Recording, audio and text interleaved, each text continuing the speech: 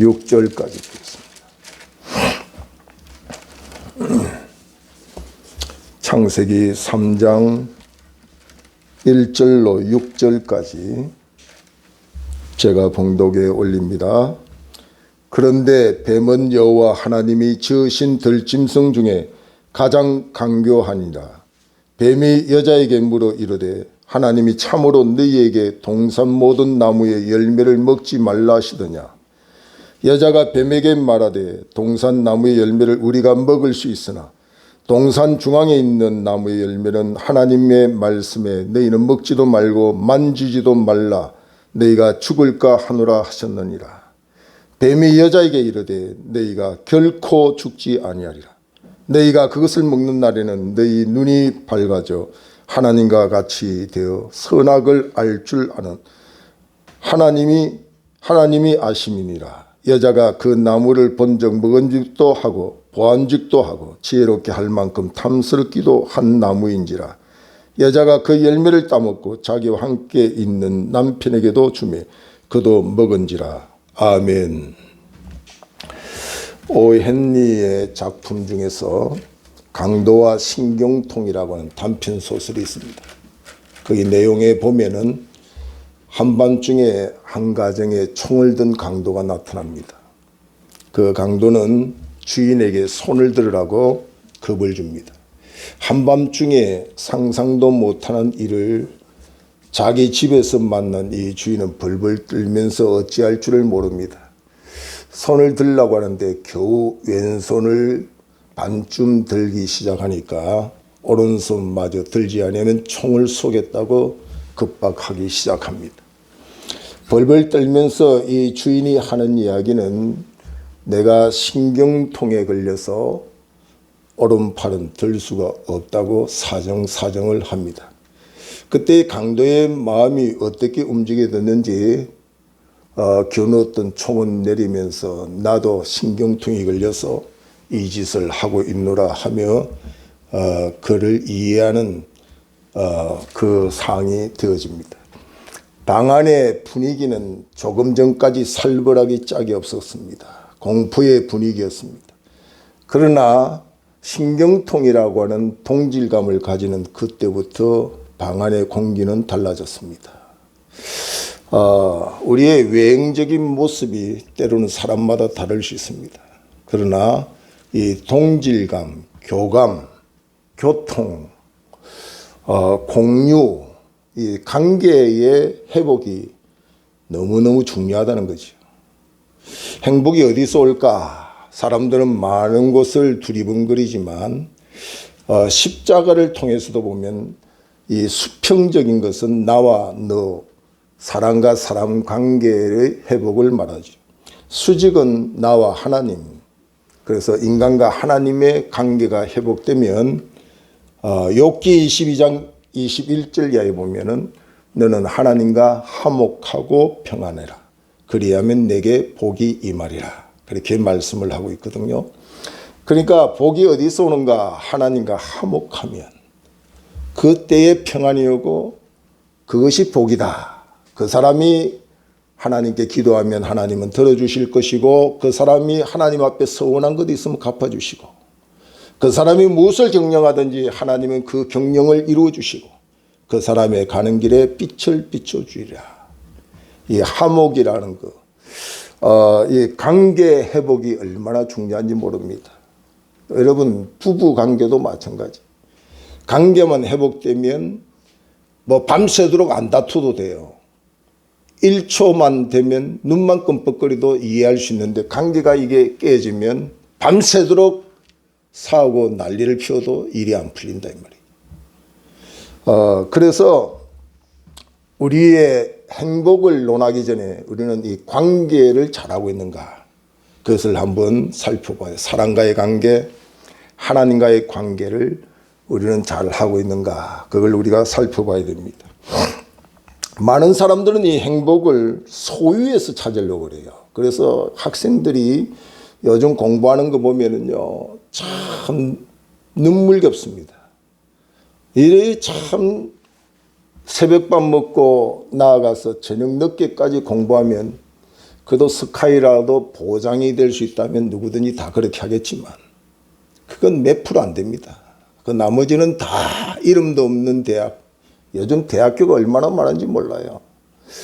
이게 무슨 의무 교육도 아니고 대학을 가지 않으면 뭐 안 되는 것처럼 이 사회가 지금 학구열이 대단하지. 어쨌든 우리나라만큼 이런 학구열이 대단한 나라도 사실 없을 거예요.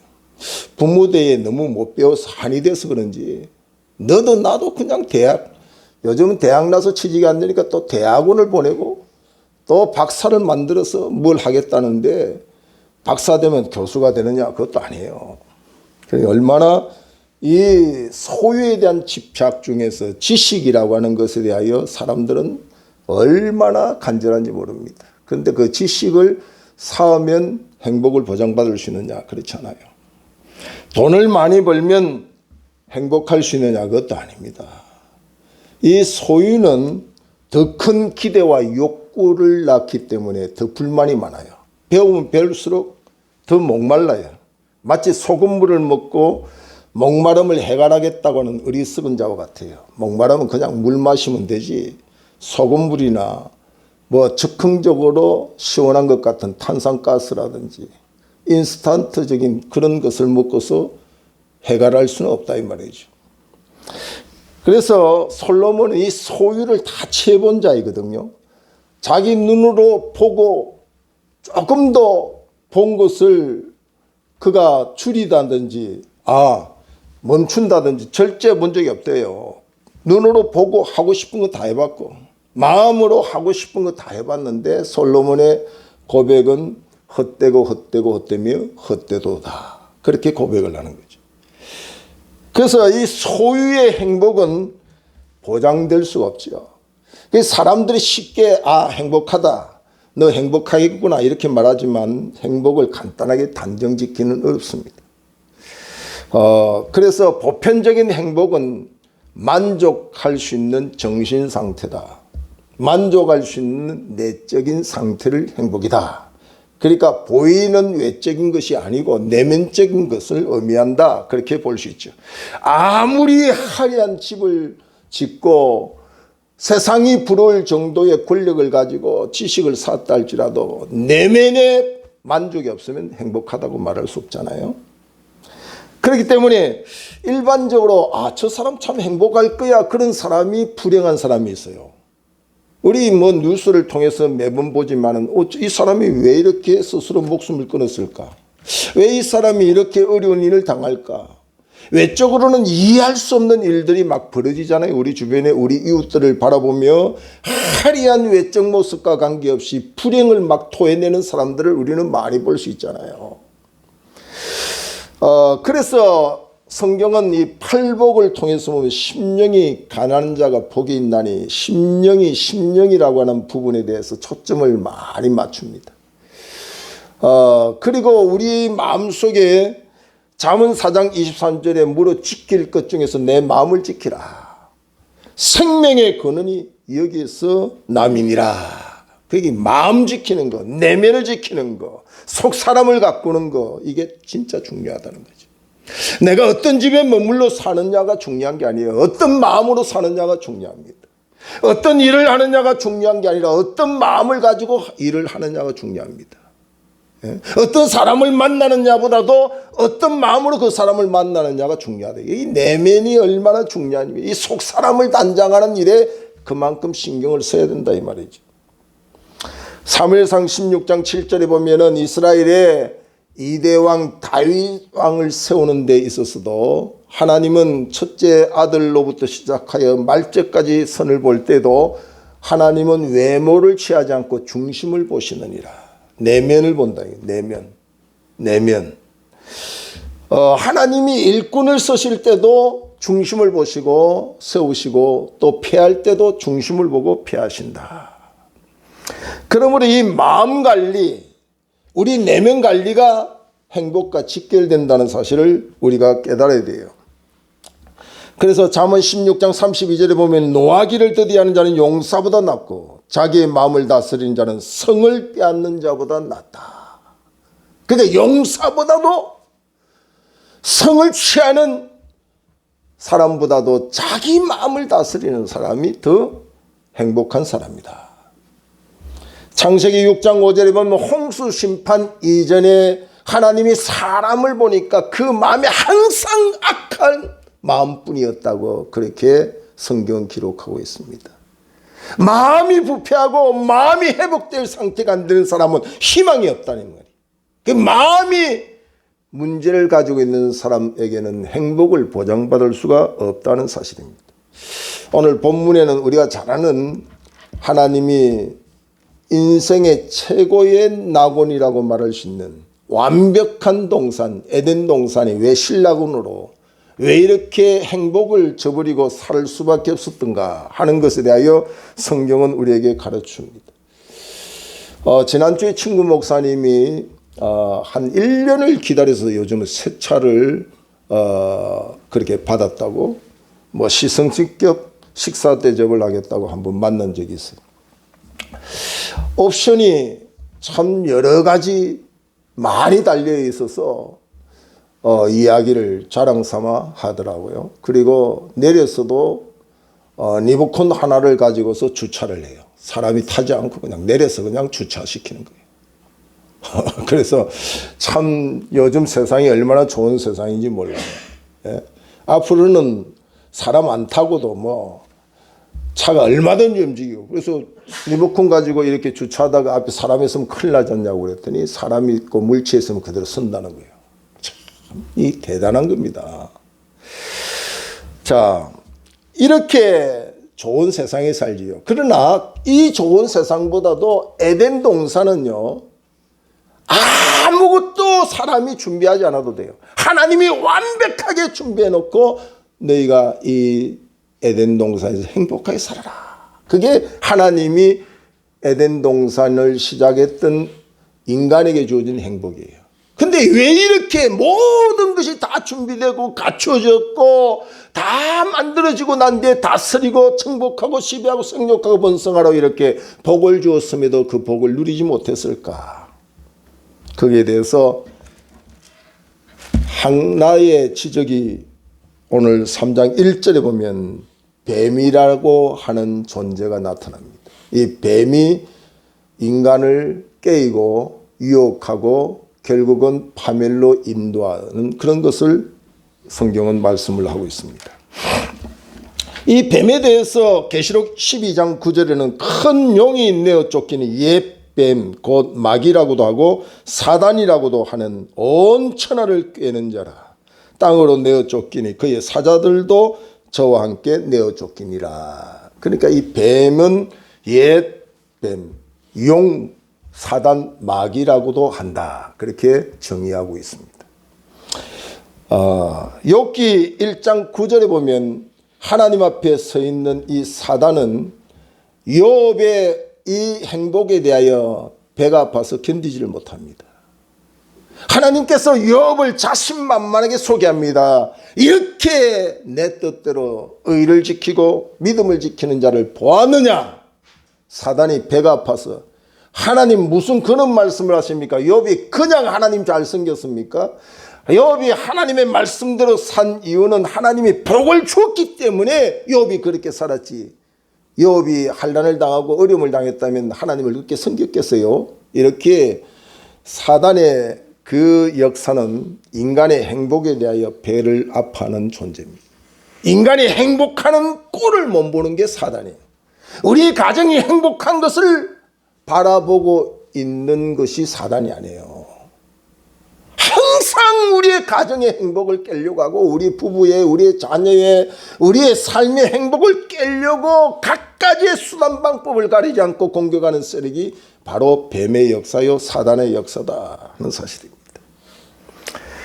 그래서 요한복음 8장 44절에 보면 처음부터 살인한 자요 진리가 없는 것이고 그 안에 거짓말장이라 거짓말장이 더럽고 추한 존재요 하나님 앞에서 항상 인간을 송사하고 정죄하려고 하는 세력이 바로 뱀의 역사요 사단의 역사라고 소개를 하고 있습니다. 고린도후서 11장 3절에 보면은 뱀이 그 관계로 하를 미혹한 것 같이 너희 마음이 그리스도를 향하는 진실함과 깨끗함에서 떠나 부패할까 조심해라. 이 뱀의 역사, 사단의 역사가 오면 미혹의 역사가 따라와서 우리로 하여금 진실로 하나님을 섬기던 사람이 변질돼 버려요. 내 신앙을 점검할 때에 내가 뱀의 역사가 내 안에서 활동하는구나, 우리 가정이 활동하구나. 무엇을 통하여서 우리가 진단할 수 있느냐 하면은요, 하나님에 대한 순수성이 사라집니다. 그렇게 진실로 믿음의 열정을 가지고 있었는데 그 열정이 식어져 버립니다. 하나님에 대한 신앙이 바로 되지 못하는 것이죠. 그래서 마가복음 9장 14절에 보면 귀신 들린 아들을 예수님께 데려와서 고쳐달라고 하고 있습니다. 그 정세에 대해서 아버지가 이런 말을 합니다. 이 아들이 사단 귀신에게 붙잡히면 이 벙어리 된 자로 귀신에 붙잡혀서 말을 하지 못하고 귀를 듣지 못하는 아들인데, 귀신이 그를 수시로 잡아서 괴롭게 할 때마다 거꾸로 넘어집니다. 거품을 물습니다. 이를 갑니다. 파리에서 죽어가고 있습니다. 주여 고쳐주십시오. 이렇게 이야기하는 거예요. 귀신에게 역사하는 이 세력의 반응이, 뱀의 역사를 통해서 나타나는 이 반응이 뭐냐면 듣지 못하고 말하지 못하는 반응이 나오는 거예요. 이 교회에 나와서도 목사님이 지금 설교를 하는데 뭘 말하고 있는지 못 듣는 사람 많아요. 학교는 명문대학을 나왔는데 도대체 성경을 이해 못하는 사람이 있어요. 오죽하면 귀 있는 자가 성령이 교회에게 하시는 말씀을 들으라고 그러겠어요. 보이는 귀가 없기 때문에 그런 말을 했겠어요? 아니요. 들을 귀가 없는 거예요. 들을 귀.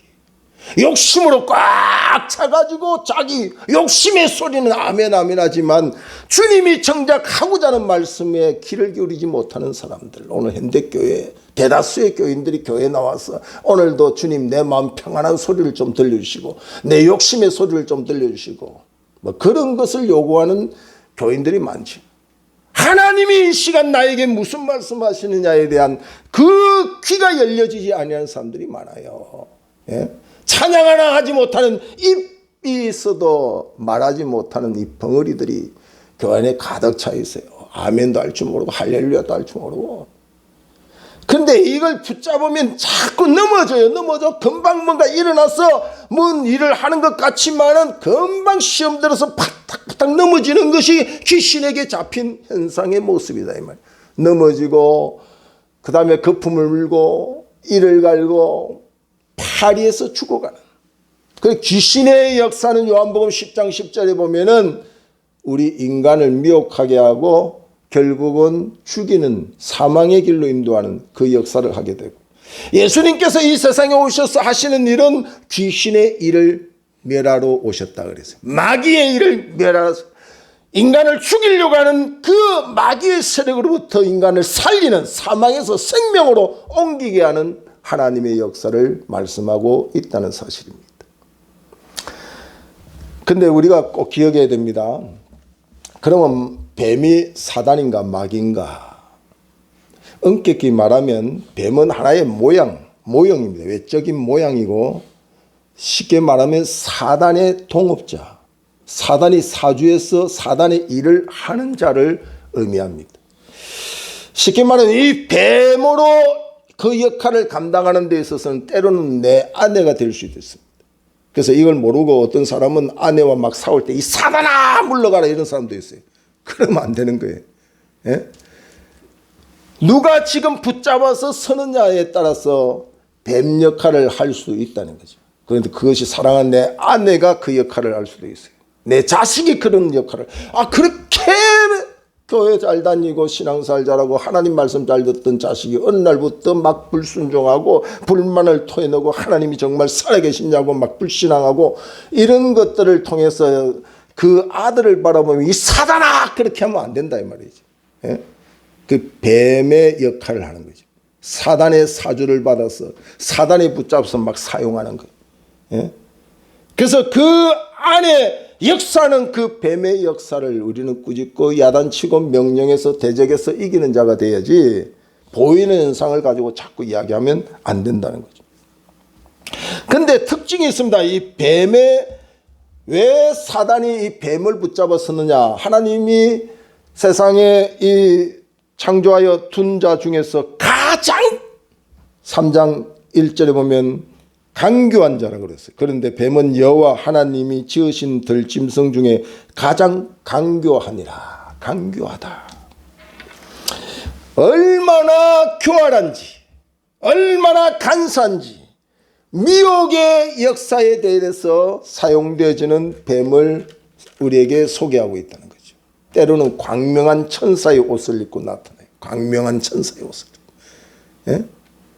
쉽게 말하면 때로는 아주 훌륭한 목사의 모습으로도 나타날 수 있다 이 말이죠. 뱀이.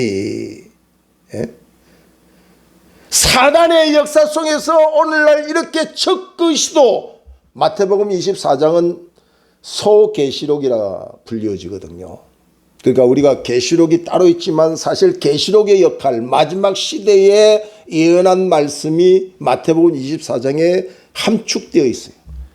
그 마태복음 24장을 보면은 마지막 때에 미혹의 역사 중에서 가장 미혹의 역사에 뱀의 역할을 누가 하냐면 사람이 한다고 그랬어요. 사람의 미혹을 조심하라. 마지막 때 사람의 미혹을 조심해라.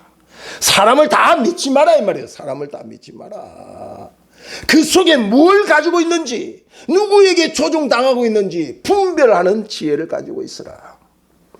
근데 이 미혹이라고 하는 것은 길을 잃게 한다는 뜻이 있어요. 길을 잃게 한다. 정신을 혼미하게 한다. 진리에서 이탈케 한다. 그런 의미가 있거든요. 그러니까 미혹이 우리에게 찾아오면, 뱀의 역사가 우리에게 찾아오면 길을 잃어버려요. 진리를 잃어버린다. 분별력이나 분석력이나 비판력이 사라져요. 제가 우리나라의 명문대학 교수가 이전에 제가 목회할 때에 계신 분 중에 한 분이 있는데요. 집안 대대가 다 경기 중고등학교, 서울대 다 교수들, 의사들 다 그런 출신이에요. 근데 참 신기합니다. 우리가 상식적으로 이렇게 많이 배우고 이렇게 지적인 사람은 절대로 사단에게 게임을 안 당하고 미혹을 안 당할 것 같죠. 예? 이런 사람은 절대로 점치러 안 갈 것 같죠.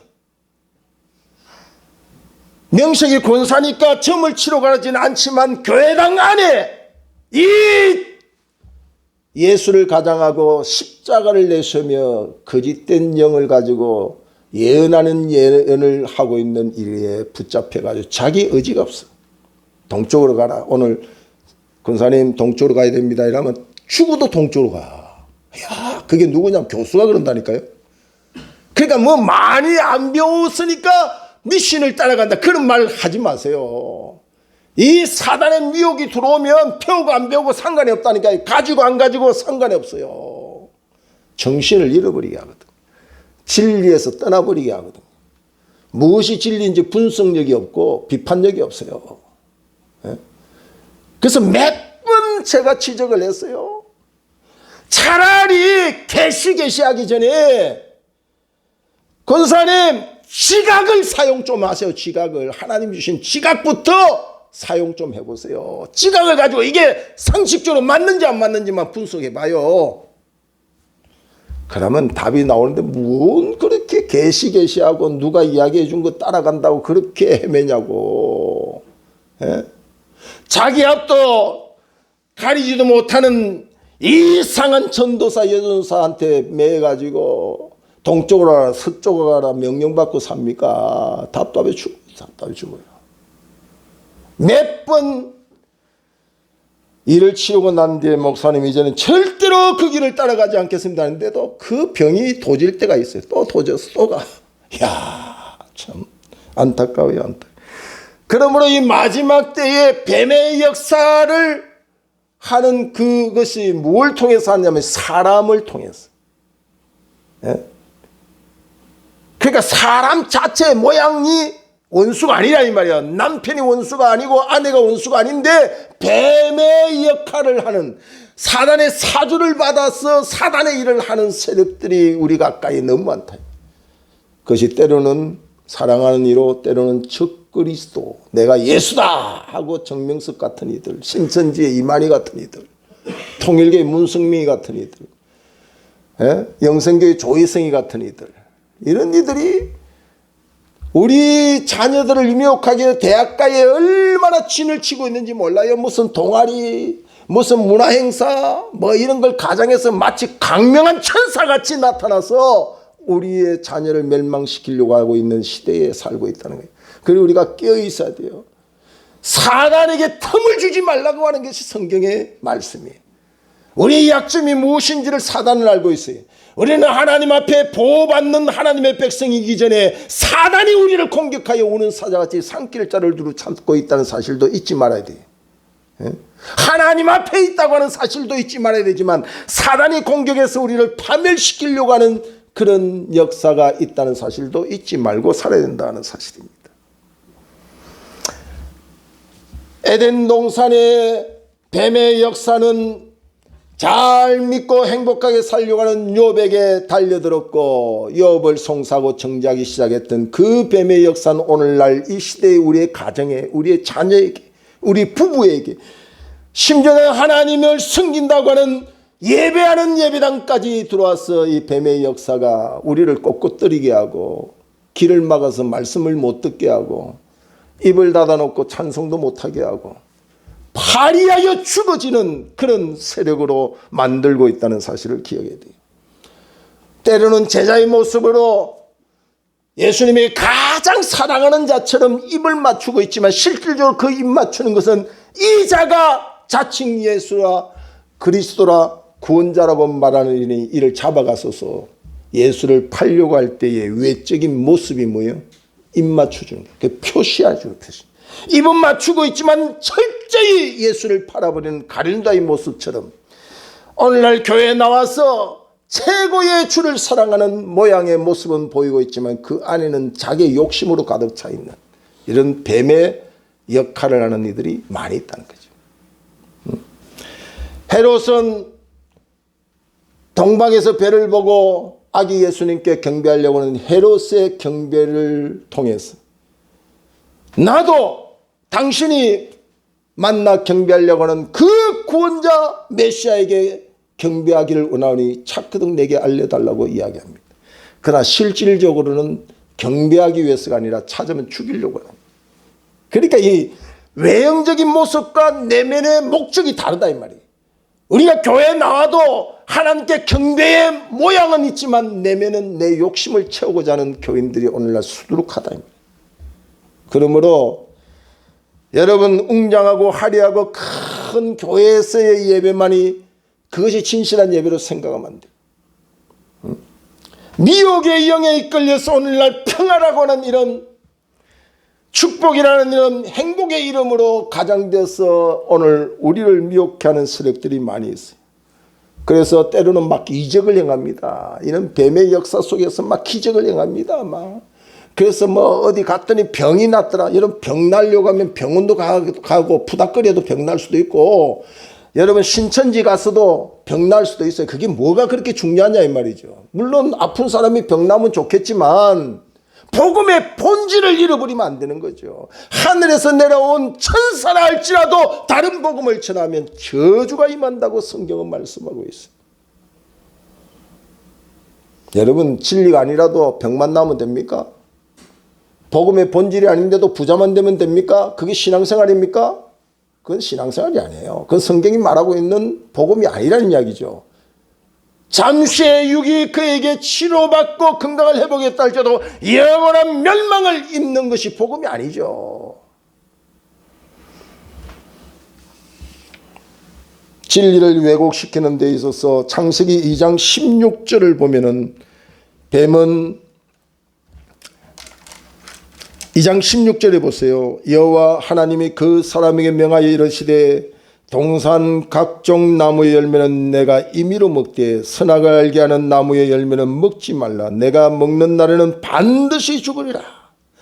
선악을 알게 하는 나무는 열매는 먹지 말라. 먹으면 반드시 죽는다는 게 하나님 말씀이에요.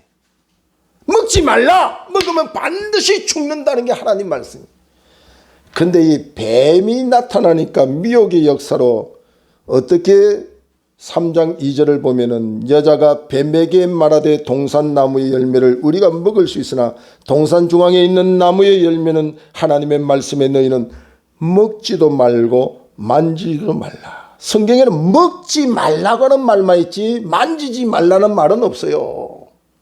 이 이단 사이비들의 정체를 딱 여러분 알려고 하면 자꾸 말을 붙여요. 예? 성경 66권이 있는데 몰명권이 뭐 필요하냐 이 말이에요. 필요 없어요. 예? 뭐 그냥 성경이 있는데 파수대가 왜 필요하냐 이 말이에요. 필요 없는 거예요. 필요 없는 거. 그러니까 성경에 보면 계시록에 보면은 이 말씀을 더하거나 빼는 자에게 하가 임한다. 저주가 임한다. 여러분 유명한 목사님이 설교 잘한다. 성경에 있는 것만 해야 잘하는 거예요. 유창한 말을 하는 것이 잘하는 게 아니다 이 말이죠. 성경 외에 더하거나 빼면 안 되는 거예요. 만지지 말라고 하는 말은 성경에 없어요. 먹지 말라고 하는 것만 있잖아요. 그런데 왜 만지지 말라는 말을 붙이냐 이 말이에요.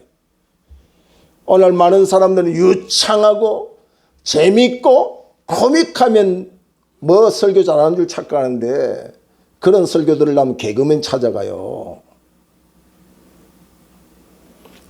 그래서 오늘 2절에 보면 이렇게 없는 말도 꾸미고 자기의 임의대로 합리화시키고 만드는 이 이단 사이비들의 역사가 성경에 보면 뱀의 역사를 통해서 보여주고 있죠. 동산 중앙에 있는 나무의 열매는 하나님의 말씀에 너희는 먹지도 말고 하나님 말씀에는 먹지 말라는 거 있지 만지지도 말라는 말은 없습니다. 그리고 먹는 날은 정령 반드시 죽으려는데 3장 3절 하반절에 너희가 죽을까 하노라. 죽을 수도 있고 안 죽을 수도 있다. 이렇게 말씀을 약화시켜버려요. 하나님의 말씀을 인간의 편리대로 욕심을 채워주기 위하여 말씀을 약화시키는 그 말씀은 성경이 아닙니다. 사람이 아무리 욕심을 채워주지 못하고 교회에 나와서 사람이 바라는 그 욕심의 기대에 어긋난다 할지라도 하나님의 말씀에 먹지 말라. 그 말씀이 그 사람에게 힘이 들어도 전해줘야 되고 그 말씀대로 먹는다는 정령 죽으리라는 말씀이 성경에 기록되면 가르쳐야 돼요. 가르쳐야 돼. 죽는다면 다 교회 떠날 것 같으니까 그거 안 가르치고 싹 빼고 죽을 수도 있지만 살 수도 있어. 이건 다 사단의 역사 속에 사는 거예요.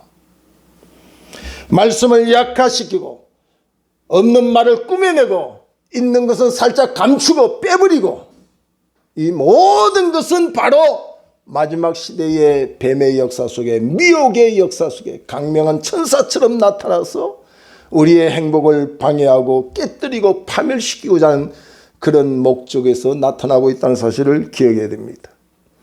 저와 여러분이 오늘 이 말씀을 통해서 하나님은 우리를 행복하게 살기를 원해요. 그 행복은 단순하게 이 생에 이 땅의 삶 아니라 영원토록 행복하게 살기를 원하는 게 하나님의 뜻이에요.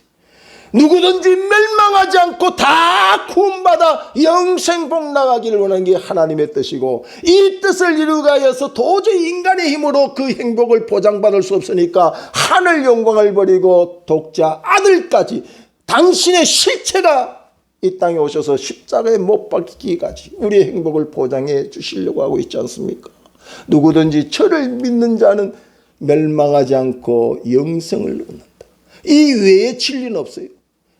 그게 무슨 11조를 더하면 영생 얻는다는 성경도 없고 주의를 뭐 안 범하고 낮부터 저녁까지 지켜야 영생 얻는다는 성경이 없어요. 그거는 영생 얻은 자가 당연히 해야 될 의무죠. 그게 구원의 조건이 아니에요. 그게 구원의 조건이면 11조 안 내면 지금부터 다 지옥 가야 돼요. 근데 낼 수밖에 없는 것은 그 자녀이기 때문에 그의 백성이 되었기 때문에 하나님의 것을 인정하기 때문에 하는 거예요. 그렇기 때문에 우리의 욕심의 창자를 채워주고자 하는 것이 바로 사단의 미혹에 빠져서 그래요.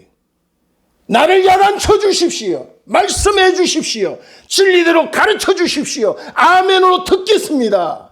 그 자세가 예배자의 자세고 하나님의 자녀의 자세예요. 오늘 여러분 무슨 말을 듣기를 원합니까? 가난한데 부자 되기를 원하는 설교를 듣기를 원합니까? 그건 아니죠. 복음의 본질입니다. 하지 말라는 건 안 하는 겁니다. 하라고 명령하는 것은 하는 것입니다. 그것이 우리의 행복을 보장하는 것이고 하나님이 우리에게 영원한 축복을 누릴 수 있는 하나님의 자녀로서 복된 삶을 살 수 있게 되는 겁니다. 에덴의 행복을 우리가 말씀을 이탈하고 진리를 잃어버려서 그 행복을 보장받지 못했다고 하더라도 그리스도로 말미암아 새롭게 우리의 행복 길을 열어주신 이 길을 따라서 비록 좁은 길이죠. 많은 사람이 찾는 길이 아닙니다. 수많은 사람들이 좋아하는 길이 아닙니다. 그러나 그 좁은 길 끝에 날 구원하시고 영원한 행복을 주시는 그리스도 예수의 미소가 있다는 사실을 기억하시고 주님의 미소 그 행복의 자리 저와 여러분이 다 이룰 수 있기를 주의 이름으로 축복합니다. 기도하겠습니다. 하나님 감사합니다. 오늘도